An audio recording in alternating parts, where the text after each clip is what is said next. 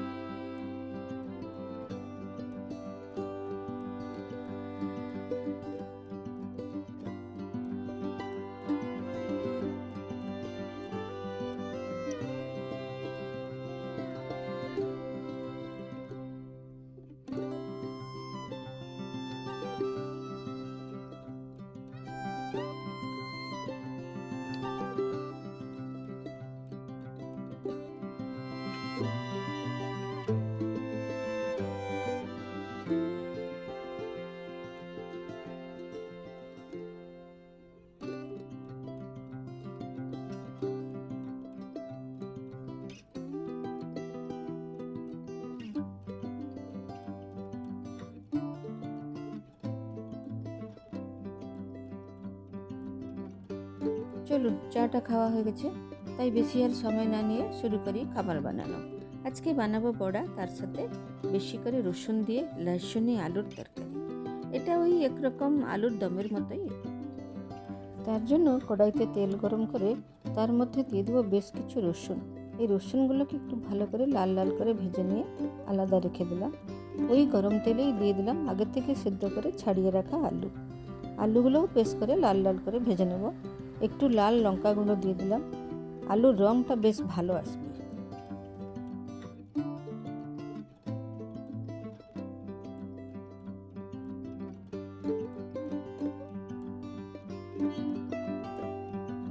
এই ভাজা রসুনের মধ্যে একটু লাল লঙ্কা গুঁড়ো দিয়ে ভালো করে একটু থেতো।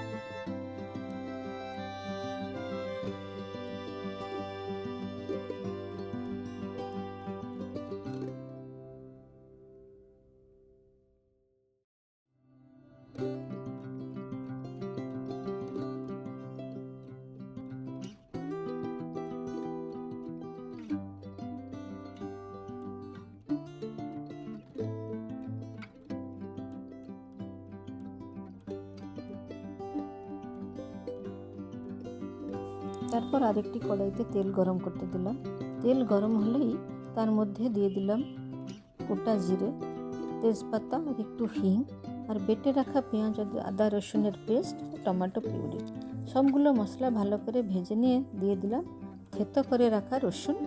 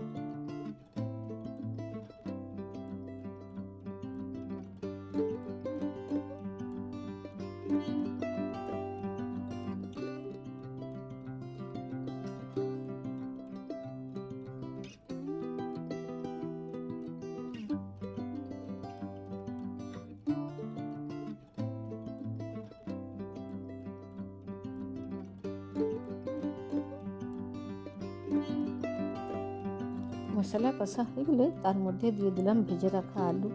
বেশ কিছুক্ষণ সবগুলো কষা হয়ে গেলে জল আর নুন দিয়ে ঢাকা দিয়ে দিলাম।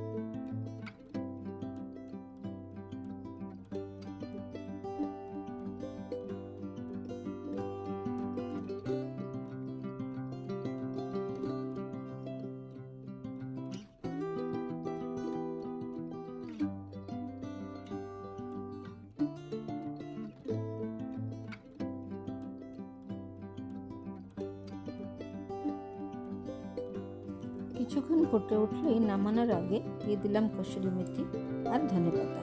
এবারে রেডি হয়ে গেল লহসুনি আলু।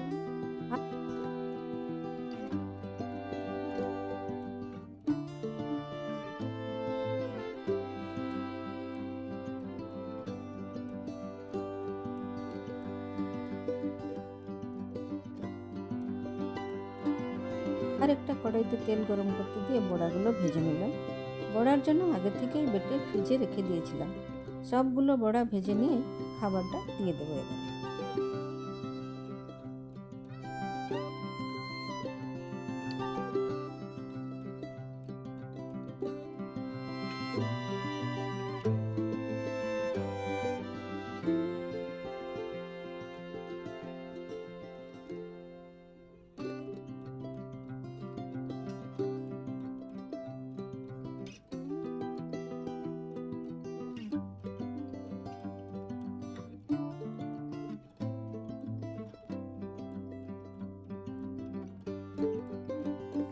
এই যে এখন চলে এসেছি বিয়েতে। এই বিয়েটা একটি মন্দিরে আয়োজন করা হয়েছে।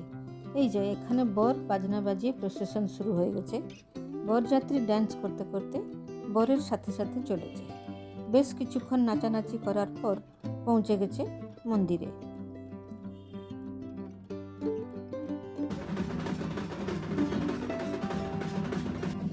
এখানে বরমশাইকে মেয়ের বাড়ির তরফ থেকে বরণ করা হচ্ছে।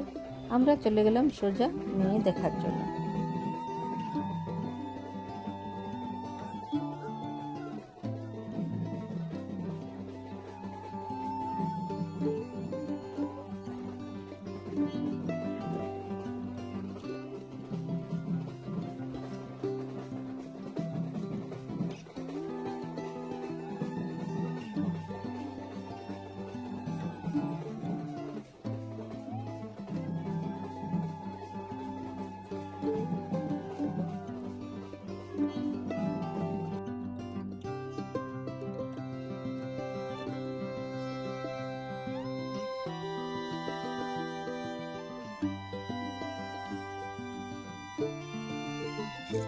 কিছুক্ষণ বিয়ে দেখার পর বাড়ি ফিরলাম। এই ব্লগটি তাহলে এখানেই শেষ করছি। আবার দেখা হবে একটি নতুন ব্লগে। সবাই ভালো থাকবেন, সুস্থ থাকবেন।